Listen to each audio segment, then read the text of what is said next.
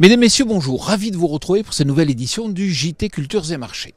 Nous commencerons cette émission en évoquant le retour de la nervosité sur les marchés agricoles. Nous ferons ensuite un point sur le bon développement des cultures en France avant de nous intéresser aux perspectives de production en Amérique du Sud. Enfin, nous évoquerons la forte volatilité des cours du colza sur Euronext.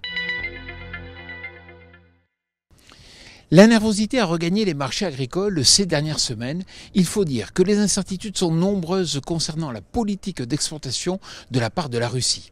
En effet, en fin de semaine dernière, la Russie a évoqué la possibilité d'arrêter les exportations de blé et de tournesol si les coûts de production des agriculteurs russes ne sont pas couverts. Cette information a ainsi mis un terme à la forte pression vendeuse des fonds et permet au marché enfin de respirer.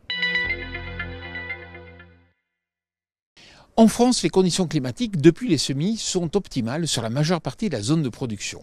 Les précipitations régulières et les températures clémentes rassurent les producteurs. À l'approche de la période de risque climatique, 94% des surfaces de blé s'affichent en bonnes ou excellentes conditions selon France Agrimaire.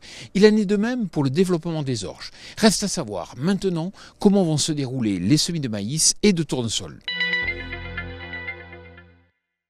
En Amérique du Sud, les perspectives de production du soja sont très contrastées. D'un côté, on a une production catastrophique qui se profile en Argentine, mais de l'autre, une production brésilienne qui cible des niveaux records.